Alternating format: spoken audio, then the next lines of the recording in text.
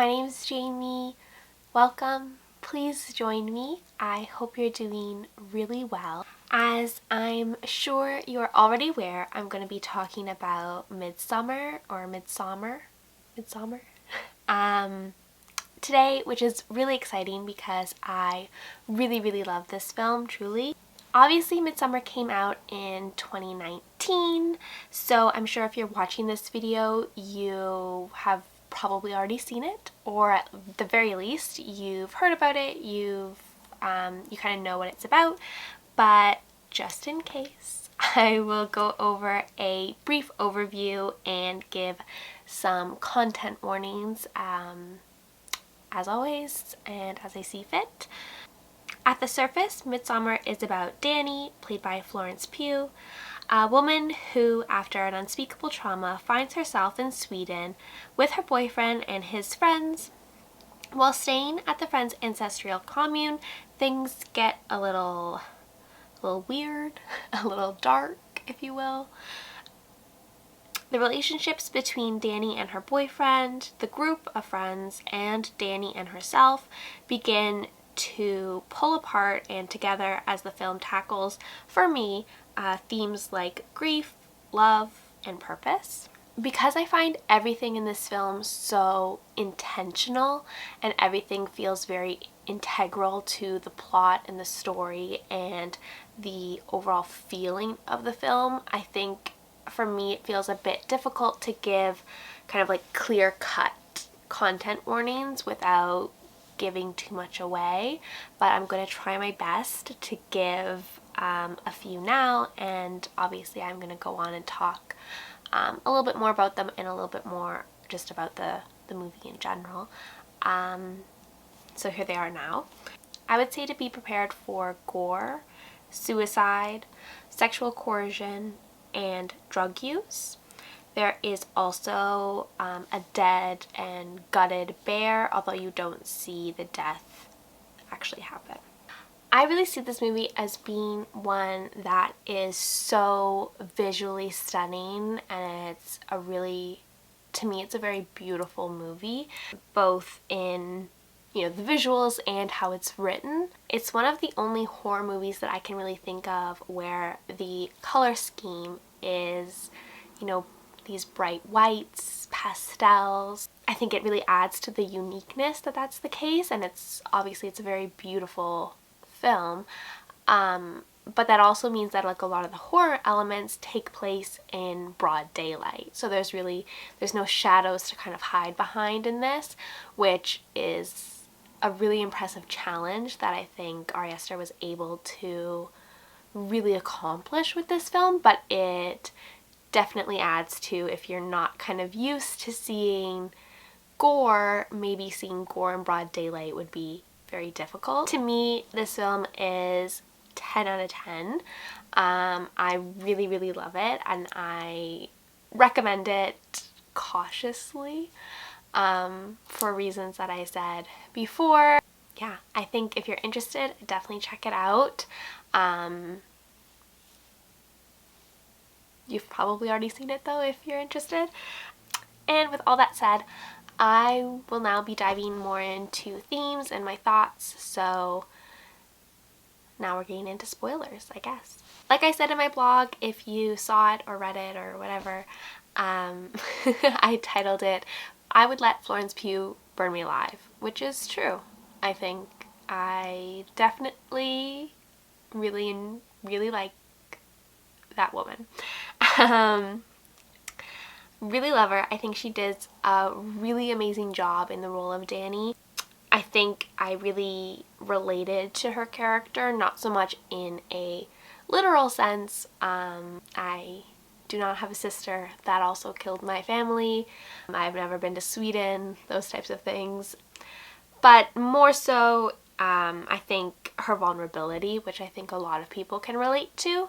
I'm someone who has dealt with and continues to deal with periods of really high anxiety, which is shown obviously in the film, and I think all of us have dealt in some capacity with death or with loss.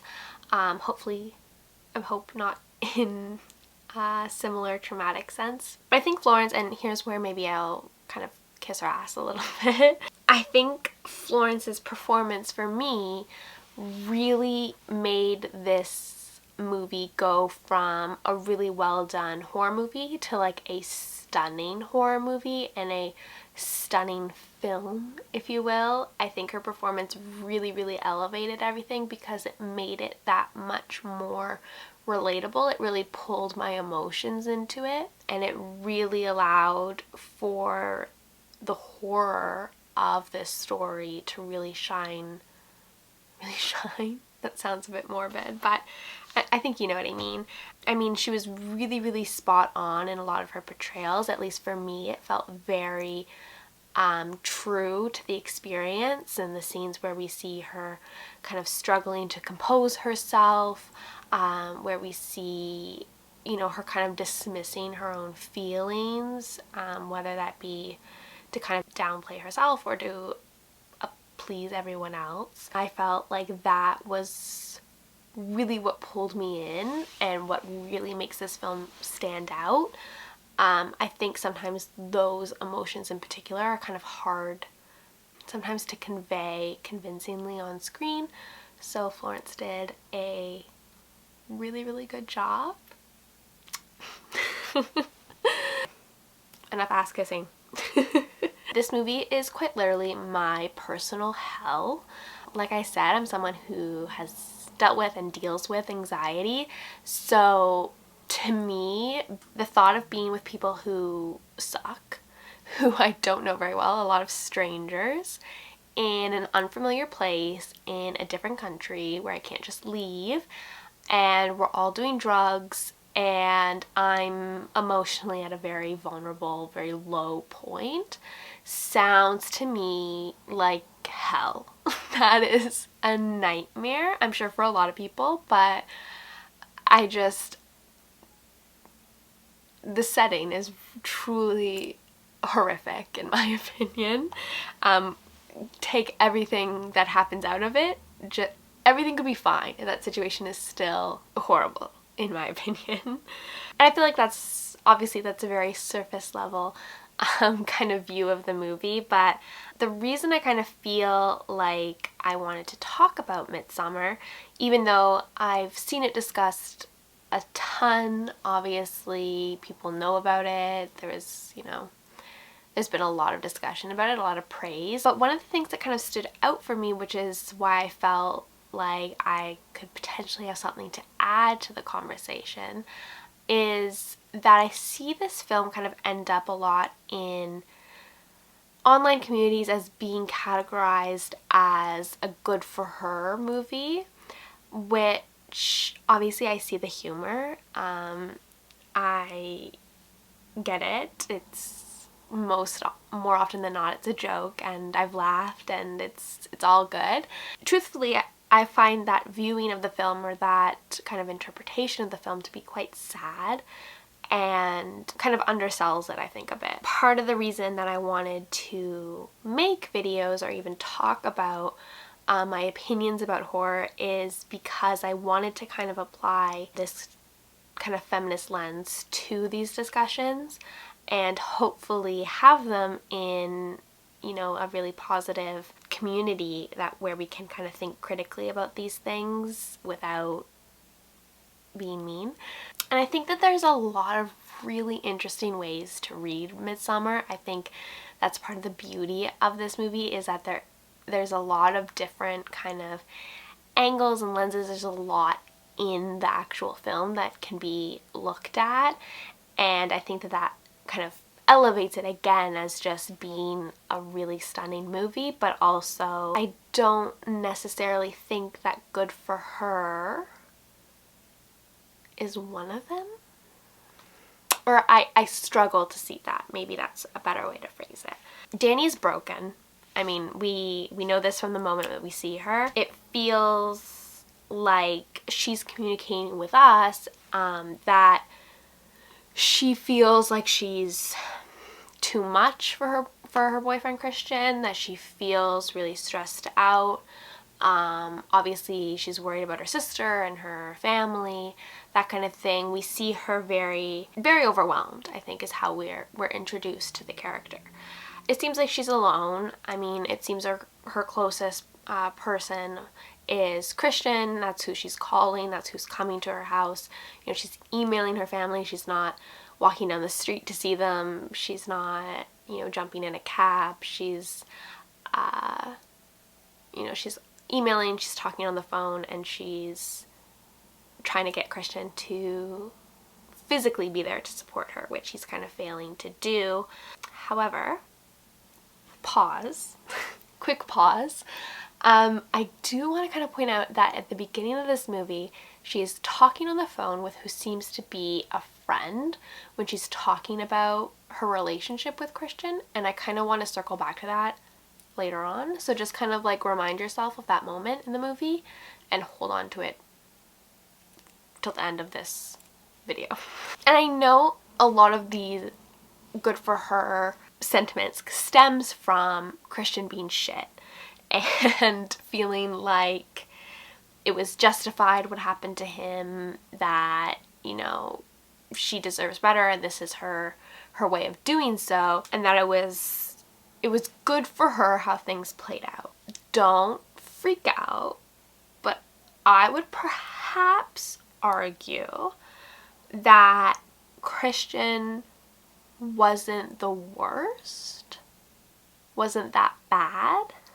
He obviously sucked, obviously was kind of like half in, half out of the relationship from the beginning. I, for one, would never treat Danny or treat Florence this way, so I fully believe that they should have broken up, but I don't think he deserves the ending that he got. Call me crazy.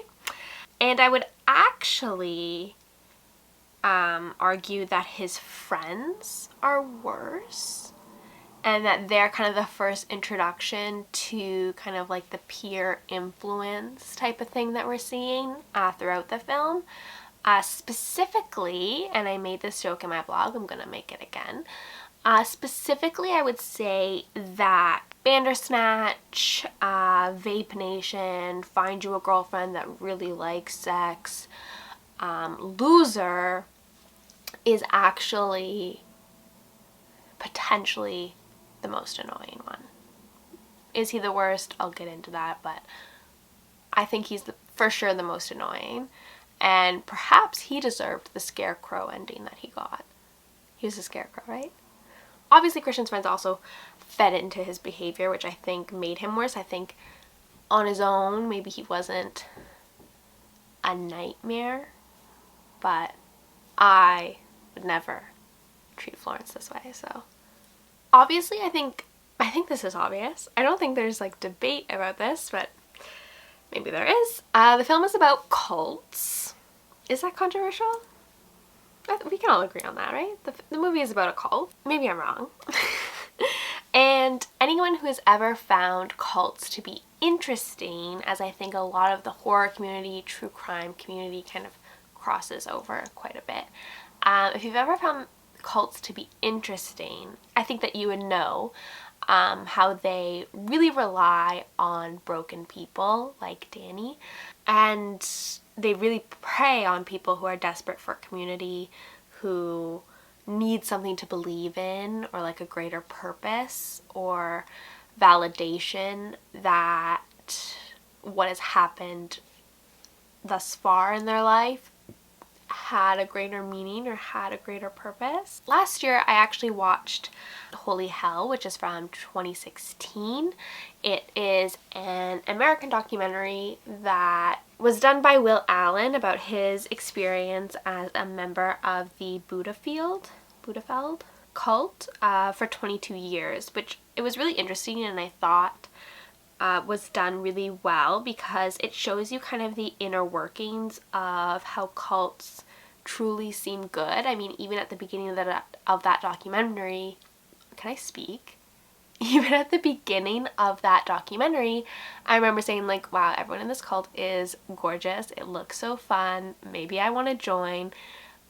I was thinking those things while watching a movie where I knew the ending was going to get dark, you know? And they say the same thing. I mean, in any interview beforehand where people are saying, you know, how they kind of fell into it, a lot of them had very similar stories of, I was feeling lost, I had just lost, you know, really important person in my life, I was struggling with my career, I was at a really low point, you know, they're all feeling really vulnerable in different aspects of their lives or in different ways perhaps, but that's kind of the underlying feeling, which is just like Danny was. And it's also kind of my understanding, maybe this is intentional or not, that cults kind of seek out these people, whether or not that's, like I said, whether or not that's intentional or it just kind of happens in the nature of how they exist. But the scene where, going back to Midsommar, in the scene where Palio, should look up how to say his name, takes a moment to sincerely say that he was really happy that Danny was coming to Sweden. During the first viewing of that movie, I didn't really think much of that scene. It's kind of like, oh, well, at least, you know, one of them's nice, you know, like, God, couldn't Christian say something like that, you know what I mean? But on a second viewing, it seems less like, oh, he's the only good friend, and more like, oh, he's terrifying. Like, he is this scary friend who takes advantage of you but acts like he's the good guy. And it's a very chilling scene, actually, once you kind of know how the whole movie unfolds. He is for sure the worst. Bandersnatch is close second. But he is for sure the worst. He's a huge red flag.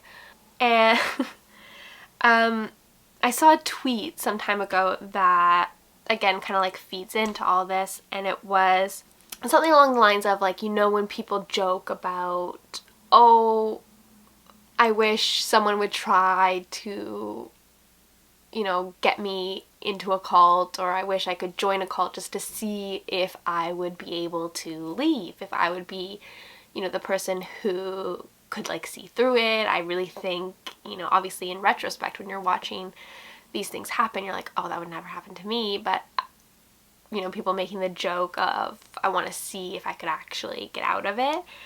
And then someone else on Twitter pointed out that the scene in Midsommar that is Palio, will I be able to speak? The scene, does he feel like home to you? That's the scene. That's the scene where Danny joins.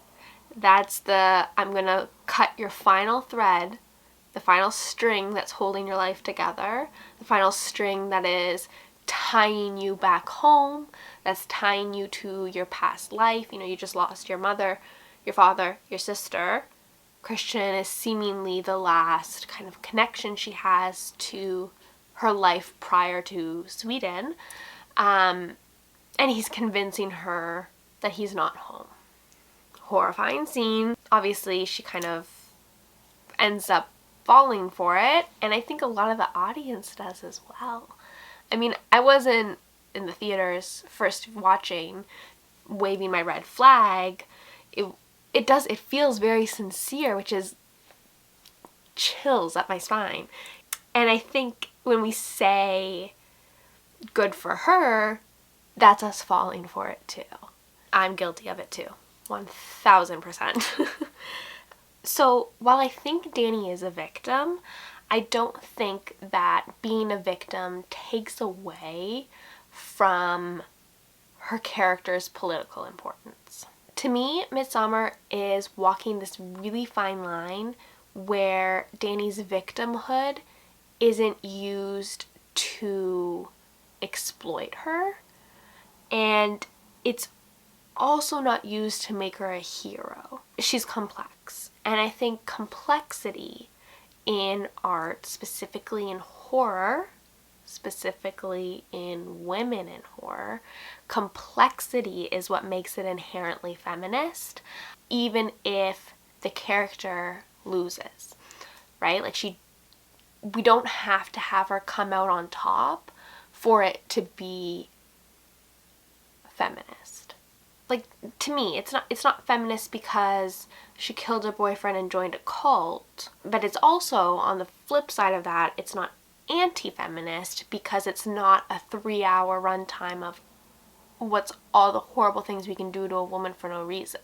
Dani's character is a lot more interesting than that, and she adds a lot to the story, and she is the purpose of the story, truly. And I think it explores, the film, I should say, I think the film explores a really human reality of navigating power, navigating grief and purpose. And it's a messy journey, but it's also a very human one, which I think is what makes it so interesting and such a well done movie. And when we're exploring those themes through a female character, the exploration in that to be very feminist, if that makes sense. But I know, she smiles at the end, and everyone always, the end scene where she's smiling and she's happy and she's free from Christian and she's free from her trauma and she's free from her grief. I get it. I love to see Florence smiling. I would do anything to make the woman smile. But I don't think once Dani selects Christian to be, she has a choice, right? She has Christian who's not functioning truly, but it seems to be coherent, but just unable to move his body or say anything. And there's the other member she has to choose, right? I think that choice, and I will say, doesn't really seem like she has much of a choice. She still has to make a choice. It's either the guy you know or the guy you don't know. I don't think there was one single emotion at the end of that movie. I don't think she felt one thing. I don't think she felt solely happy or solely free at the end of that movie. I think there was probably a variety of emotions, if you will. I think it's complicated, much like her character is. I think she could have been feeling many emotions in that moment, and that doesn't mean that she's come out on top. In that moment, she could be feeling relief, but that doesn't mean she's won, so to speak, you know? To me, the ending of Midsommar actually has less to do with Dani and more to do with communicating with the audience this kind of calm before the storm, if you will. The storm being Dani's life in the cult.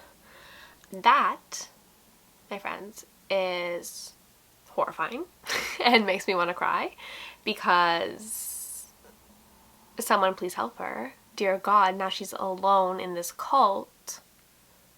It's very horrifying. And that ending to me is pretty bleak, right? But that's my reading of the ending. That's my opinion.